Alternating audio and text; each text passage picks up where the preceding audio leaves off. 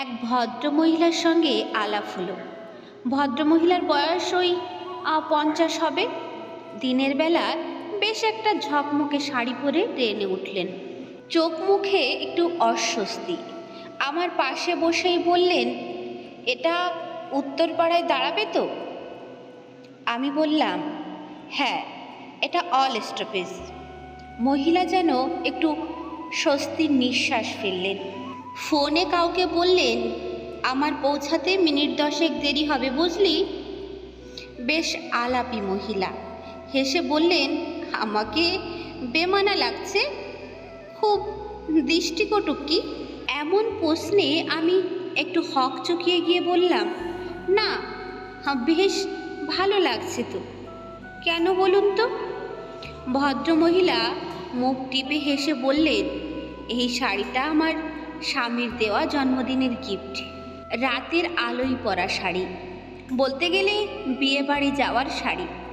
আজ বাপের বাড়ি যাচ্ছি, ভদ্রলোকের আবদার এই শাড়িটা পরেই যেতে হবে।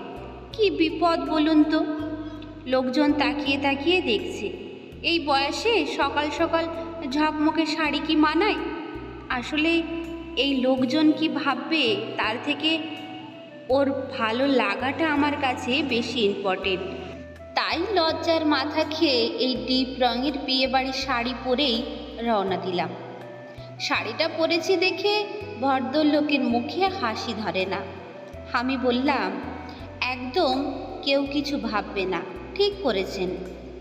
ভালোবাসা যেখানে ভীষণ রকমের বিশ্বাসী, আলটুসি বারান্দার মতো আদুরে, সেখানে এসব লোকজনের তুচ্ছ ভাবনাকে অবলীলায় বর্জন করবেন। ভদ্রমহিলা বললেন, আপনি তো দারুণ কথা বলেন।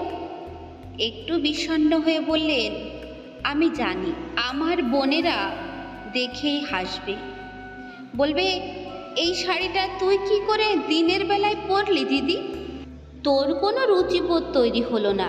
আসলে জামাইবাবুর রুচিটাও ওই মুদির দোকানের মতো হয়ে গেছে।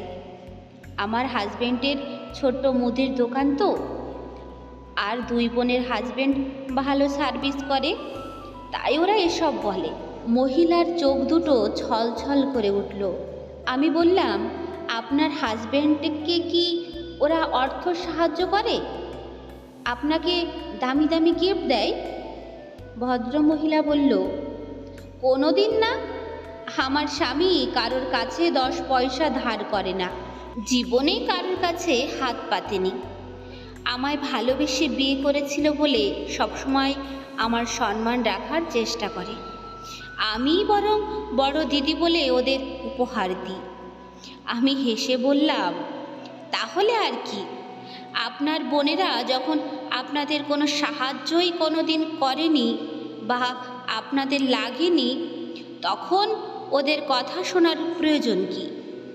আপনি বলবেন, তোদের জামাইবাবু এই শাড়িটা পছন্দ করে নিয়ে এসেছিল আর আবদার করে বলেছিল, এটা পরে তোমাকে শ্রেষ্ঠ সুন্দরী লাগবে, তাই আমি পরেছি।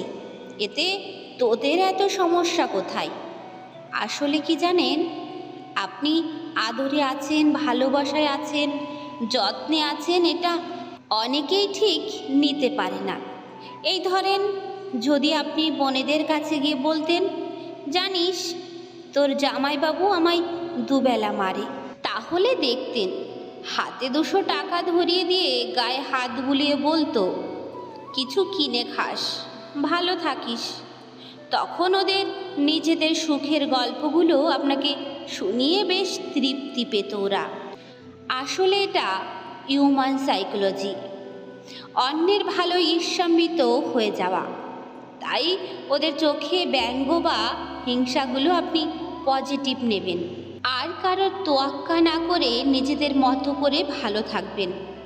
ভদ্রমহিলা আচমকা আমার মাথায় হাত রেখে বললেন, তুমি আমার থেকে অনেকটা ছোট হবে, ভালো থেকো। এমন টুকরো টুকরো আশীর্বাদে আমিও ঝুলি ভরিয়েই চলেছি। এমন কত আলাপের অভিজ্ঞতা বেড়েই চলেছে আমার। বাঁচুন নিজের ছন্দে, অন্যের কথায় নিজেকে পরিচালিত করতে যাবেন না। একটাই তো জীবন, এইটুকু তো সময়, প্রাণ ভরে নিঃশ্বাস নিন। আসলে এই পৃথিবীতে মানুষ মানুষকে সুখী দেখলেই সবচাইতে বেশি খোঁটা দেয়, যা আর অন্য কোনো কারণে দেয় না।